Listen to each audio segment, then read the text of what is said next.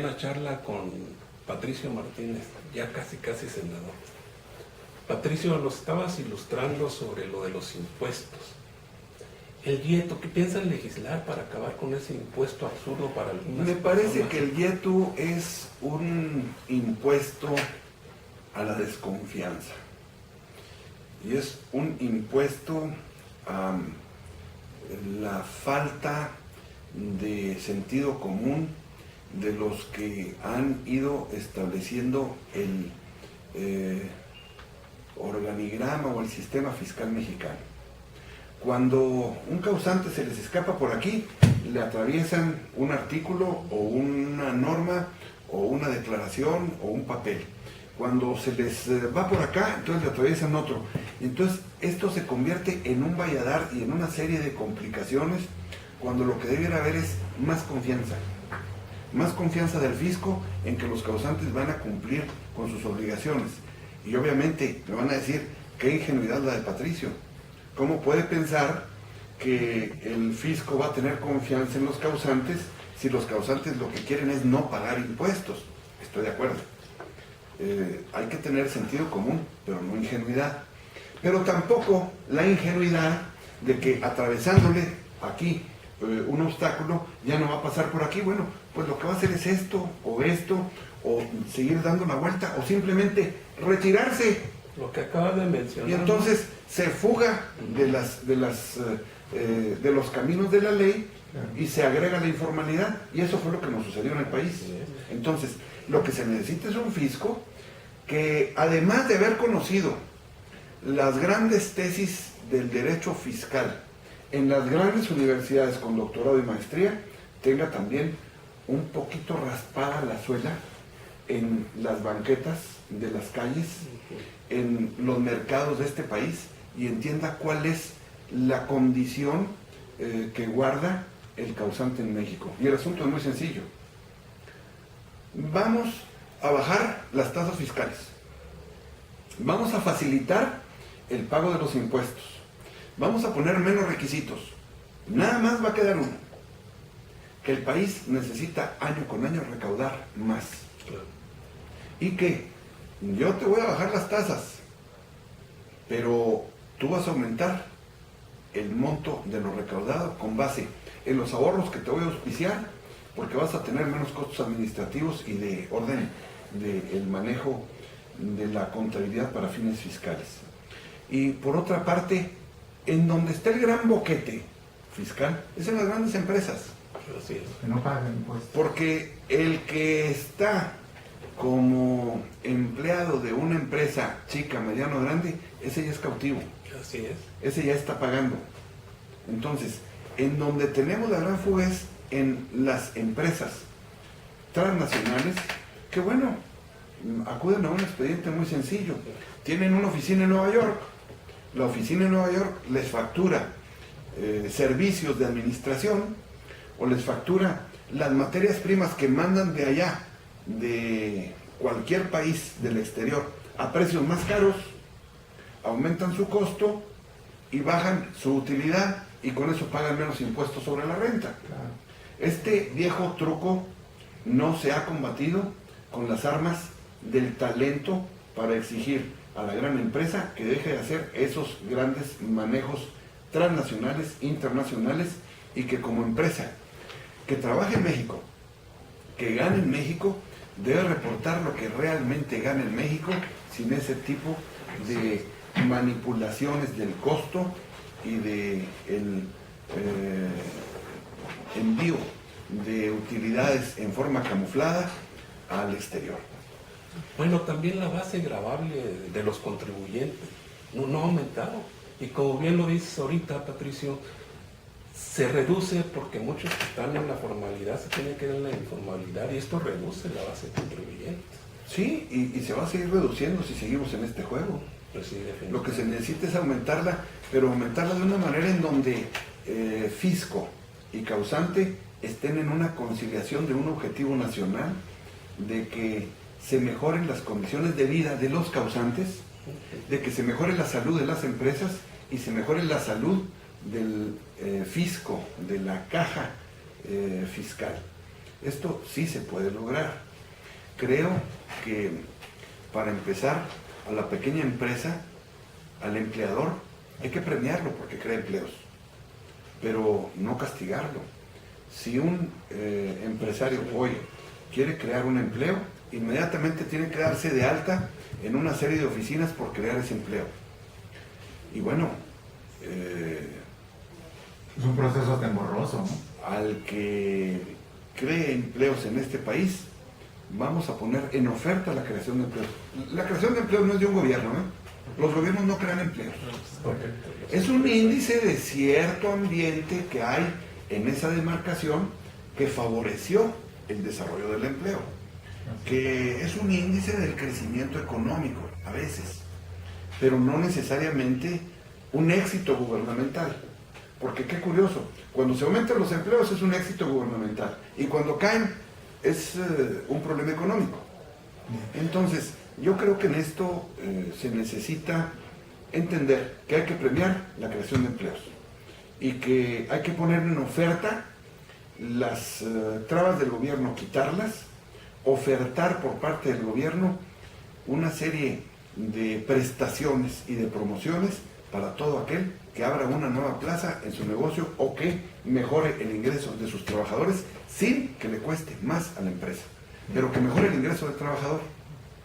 Porque hoy aumentarle de 200 pesos a 300 pesos el salario diario a un trabajador significa pagar una cantidad adicional de impuestos, de cargas de diferente índole en torno a lo laboral, que bueno, esa es una tranca auténtica que está impidiendo que el empresario, muchas veces consciente de la conveniencia de mejorar el ingreso de sus trabajadores, y los trabajadores en su momento, bajo ese esquema, mejorar las condiciones y la rentabilidad de la empresa de la que viven para que entonces se haga un círculo virtuoso.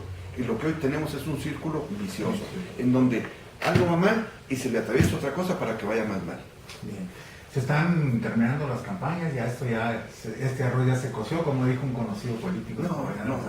No es así. No se ha cocido.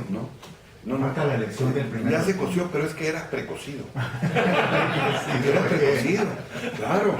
Si no se coció solo, ya venía con una base, no estaba crudo, estaba muy bien sazonado, ya tenía una doradita ahí en el sartén, ya teníamos un muy buen candidato a la presidencia, teníamos un partido muy bien engranado.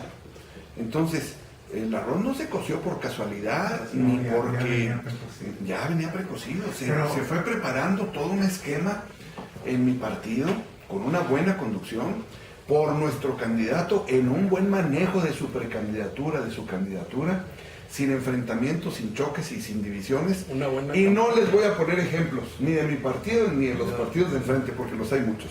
Y en este caso, el arroz estaba precocido.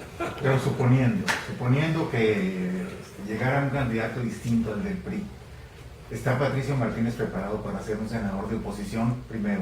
Y luego, segundo, hay dos temas en el Congreso fundamentales. ¿Puede suceder? Sí puede suceder.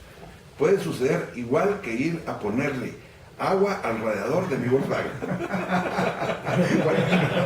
Igual. Entonces, cuando voy a la gasolinera y me dicen, oiga, le pongo agua en el radiador, pues nomás volteo y me río y le digo, póngale. Pues bueno, esa es el arroz. Pero hay dos temas fundamentales en el Congreso, que, bueno, tanto el PRI como el PAN los han estado empujando, y desde el Senado también. Es el asunto de los gobiernos de coalición y del camino hacia un gobierno parlamentario. ¿Cómo ve Patricio ese? Mire, lo de los gobiernos de coalición lo han estado insistiendo mucho quienes ven que se les está yendo de las manos el gobierno que nunca fueron capaces de hacer de coalición. Pero Mario Pablo tiene también un contacto. De acuerdo, bueno, pues su función era ahí, estar de mediador y escuchar. Y hay un grupo y no negar. Senadores priistas también que están empujando. Claro. Sí, pero ¿de dónde surge con más efervescencia la propuesta? De aquellos a quienes no fueron capaces de hacer un gobierno de coalición cuando tuvieron todas las posibilidades de hacerlo. Y ahora que se les está yendo esa posición, de gobierno.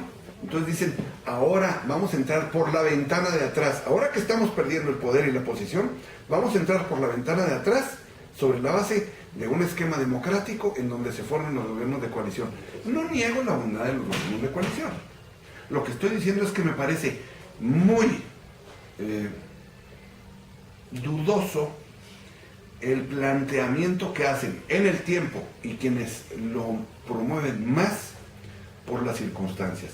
¿Por qué no lo promovieron hace 12 años? Yo viví la llegada del gobierno del 2000, era gobernador, y vi el trato que nos dieron. No el trato, el maltrato. Entonces no había... un boom exclusivo la llegada de Fox. Sí, bueno, pero eso no justifica, sí, hay que ser consistentes. ¿Por qué ahora gobierno de coalición y no hace 12 años? Claro, sí, tenían la oportunidad. Porque entonces éramos los que íbamos a hacer el gran país sobre la base de nada, de discursitos por aquí, discursos por allá, y se fueron cayendo las variables económicas y se fueron cayendo los controles que había y fueron desapareciendo las fuerzas institucionales y se fue cayendo, por poner nada más un ejemplo, en una gigantesca informalidad en todo el país. Así es. Se fue perdiendo la vigencia de la ley. Y no solamente la vigencia de la ley, como lo vemos ahora, se fue perdiendo la vida en la ley y mucha gente se pasó a la vida en la ilegalidad contra la ley. Por eso la inseguridad que tenemos y por eso el crecimiento del delito. Se habla de estabilidad económica, Patricio, pero pues la estabilidad económica no la vemos en las familias. Cada día pierden poder adquisitivo. Hay una precaria estabilidad cambiaria. El índice de estabilidad monetaria nos lo marca la relación que tiene el peso con el dólar. Así es. Y no es tan estable, ya lo vemos que anda arriba de 14 pesos. Arriba de 14. Entonces, ¿ha tenido movimiento? Sí, pues es una paridad flotante, sí, ya lo sabemos, pero primero, no es tan estable. Que no fue una devaluación del 100 o del 200%, sí, estoy de acuerdo. Como otras que tuvimos, estoy de acuerdo. Pero tampoco las circunstancias mundiales son las mismas. Ni la inflación en el mundo es la misma, ni las condiciones de crecimiento económico son las mismas, ni las lecciones y la serie de reglamentaciones internacionales son las mismas. ¿Por qué? Cuando se dieron aquellas inflaciones y aquellas macrodevaluaciones en un país, en otro y en otro, cuando se armaron verdaderas conjuras contra las monedas por los grandes especuladores internacionales, se atacó desde el Fondo Monetario Internacional, desde el Banco Mundial, desde las instituciones internacionales, este tipo de problemas y se establecieron reglamentaciones, las cuales, muchas de ellas, México las adoptó. ¿Cuáles? Autonomía del Banco de México, el control de la inflación, del déficit, de una serie pues de acciones que habían provocado aquellos problemas. Entonces, esas macrodevaluaciones ya nos están dando. Y no obstante, hay graves problemas económicos en los que parecían ser más estables y más desarrollados y más estudiados. Así. ¿Cuál? El caso de Europa. Así. Europa cae en problemas similares, España, Grecia y otros países, a los que México tuvo hace 20 años. Y allá no hay PRI, ¿eh? Definitivamente. Para que no digan que es un problema que fue del PRI o que es del PRI. Son una serie de situaciones y de circunstancias que se nos presentaron entonces. Pero permítanme, atendiendo específicamente a la pregunta, ¿se habla de estabilidad económica? ¿Sí? ¿De quién? Se habla. ¿De quién? ¿De quién es la estabilidad? De la macroeconomía. No, la estabilidad económica es del Banco de México. La estabilidad económica es de la Caja General, pero no de la Caja Particular. Vaya y pregúntele a ver si tiene estabilidad económica el obrero que gana o la obrera en maquiladora que gana 120 pesos diarios y que paga las cantidades que tiene que pagar de luz, de transporte, de escuela, de medicamentos anexos a los que tiene en su esquema de seguridad social, y veremos que no hay estabilidad económica. Justamente lo que hay es la más grande inestabilidad económica que haya tenido este país. ¿Por qué? Porque nunca habíamos tenido la cantidad de pobres que hay. Así es, definitivamente. Se habla también de crecimiento económico, sin embargo, el último año que se creció a un 7% fue precisamente el de Ernesto Zedillo. Después ya no volvimos a tener crecimiento del más del 3%. El crecimiento económico que hemos tenido en los últimos 12 años es muy pequeño, Sí, totalmente. que no va en relación al crecimiento demográfico y sobre todo no va en relación a los vientos de crecimiento económico que estuvimos teniendo en el ámbito internacional, salvo ya la gran crisis del 2008. Pero la realidad es que el crecimiento económico en este país no se ha dado, y tan no se ha dado que no ha habido creación de empleos, que es la mejor muestra de que hay un crecimiento económico. Ha habido crecimiento económico, sí, en el bolsillo de los grandes capitales que trabajan en México. Ese discurso Las grandes corporaciones, no, perdóname, no tienen marca exclusiva ni es propiedad de ningún color. No, es una radiografía que está ahí. Ahora, que alguien lo tome como bandera exclusiva de campaña para golpear a ciertos enclaves, esa es otra cosa. Yo no necesito golpear a esos enclaves. No, es que es una realidad, la verdad. Nada más lo que digo, ahí está la radiografía. Así es. Además, Sí, lo que pasa es que hay ciertos candidatos los extremos que se tocan. Claro, Sí. que lo toman, pero hay otros que lo rechazan. Sí, El PAN nunca lo va a aceptar, por ejemplo, ¿no? bueno, ellos recurren a otro tipo de argumentos bastante familiares que no tienen nada que ver con la Así política. es. Patricio, Me parece que esos no son argumentos para una elección. estamos muy a gusto platicando contigo, sin embargo en la televisión ya ves que el tiempo se nos va. ¿Quieres darnos algún mensaje final? En la televisión y en la Y vida. en la vida también. En la vida se van los años y bueno, así se fueron los meses de esta campaña. Se fueron del 1 de abril al 27 de junio con una velocidad extraordinaria, las horas, los días, las semanas. La campaña llega hoy a su fin. Hemos cerrado ya en 8 distritos, estaremos hoy cerrando mis compañeros candidatos a diputados y un servidor, el último de los distritos. Creo que mi partido ha hecho un extraordinario esfuerzo de organización. Le estoy muy agradecido a mis compañeros de partido, al presidente de mi partido, en el Estado, en el Comité Directivo Estatal, al señor Leonel de la Rosa Carrera, que ha sabido conducir bien el timón del partido en un mar siempre con gran oleaje como es el de las campañas y sobre todo el de las precampañas. Luego, hemos tenido una buena conducción de la barcaza que hay en cada comité municipal, que el velamen se ha manejado bien para aprovechar los vientos favorables de cada municipio, y esto nos da por resultado una expectativa muy favorable para el día 1 de julio, con otra circunstancia. No nada más hay que hablar de la realidad del partido al interior. Creo que en ámbito social también ha sido favorable. La experiencia, el conocimiento que tiene la población, sus vivencias respecto de los hechos de gobierno. El voto sirve para premiar a quien gobierna bien y sirve para castigar a quien gobierna mal. Eso es una realidad que no es axiomática, es una verdad que no requiere demostración, ahí está en la sociedad y en el pensamiento de cada ciudadano. Pero creo que no obstante esa circunstancia, también hay un avance en la madurez democrática y de los mismos partidos. No sé si por madurez de ellos o porque se dan cuenta que estrategias de descalificación, de guerra sucia y de litigios ya no funcionan. Porque, pues, creo que a lo largo de la campaña estuvieron insistiendo con una guerrita ahí que nunca prendió, de tratar de desdibujar la imagen de nuestro candidato en una posición, en otra, en la más alta, en la más baja, y sin embargo las encuestas tenían pequeños movimientos, pero no desplomes a partir de lo que ellos consideraban que iba a ser una erupción volcánica que nos iba a llenar de lava a todos y nos iba a dejar hechos cenizas a sus oponentes. No, no fue así, porque además la gente ya no se traga esos cuentos elaborados, preelaborados, cuando además ante los hechos no hay argumentos.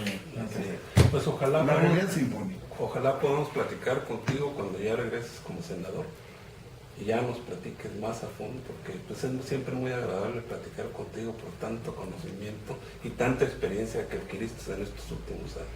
Pues Y no dejemos la guerra porque la suerte es azar. sino simplemente hay que recoger lo que se hace mal. No, yo sí creo en la suerte. La suerte se reparte a las 5 de la mañana y a las 5:30 ya se acabó. Todos los días. Entonces, sí, es efectivamente un esquema de suerte, entre comillas. La realidad es que las campañas se van forjando con trabajo, trabajamos mucho. Mis compañeros de partido, mis compañeras y compañeros candidatos, yo creo que la población tuvo la oportunidad de analizar las diferentes propuestas, de ver las diferentes personas postuladas, hacer el análisis, y yo creo que no podemos decir consumatum est, como lo dijo el Señor en la cruz cuando ya todo estaba consumado, pero estaba precocido. Pues les agradecemos mucho a Patricio Martínez, a Víctor Medina que nos haya acompañado, a Héctor Bernal, su servidor, y a todos ustedes les damos las gracias por acompañarnos una vez más. Y de mi parte, muchísimas gracias porque nos recibieron muchas veces en sus televisores, en sus hogares, nos recibieron siempre a través de los medios de comunicación. Espero el voto para mi compañero Enrique Peña Nieto, candidato a la presidencia de la República, para mis compañeras y compañeros en Chihuahua, Pedro Domínguez, y para Minerva Castillo, por supuesto, para mis compañeras y compañeros candidatos en todo el estado. Voy en fórmula con Lilia Merodio. El día de la elección les van a entregar 3 boletas que traen ahí una serie de colores, de partidos, de logos. Para quienes no han votado en otra ocasión, con toda tranquilidad vayan, presentan su credencial de elector, se forman, les van a entregar 3 boletas, una para diputado, otra para senador, otra para presidente de la República. Las toman, entran allá al cubículo en donde nadie los ve, votan por quien quieran. En el caso de que vayan a votar por mi partido, lo único que tienen que hacer para que no haya confusión y que no se eche a perder su voto es con el crayón cruzar en donde dice PRI, y nada más que en donde dice PRI, si van a votar por mí. Si van a votar, en el caso del senador, si van a votar por otras opciones, bueno, no echen a perder su voto. Voten únicamente por el color del partido por el que van a votar. Es una realidad, eso es lo mejor, ya hay que decirlo. ¿Para qué? Para que todos los votos se aprovechen y se reflejen. ¿Cuántos estaban para un partido, cuántos para otro, sin que se echen a perder muchos votos? Y no hay confusión. Pues muchas gracias, Patricio. De todos modos, les encargo. Voten más por el PRI, por favor, porque yo estoy en campaña y es mi obligación pedirles el voto. Muchísimas gracias. Gracias mucho.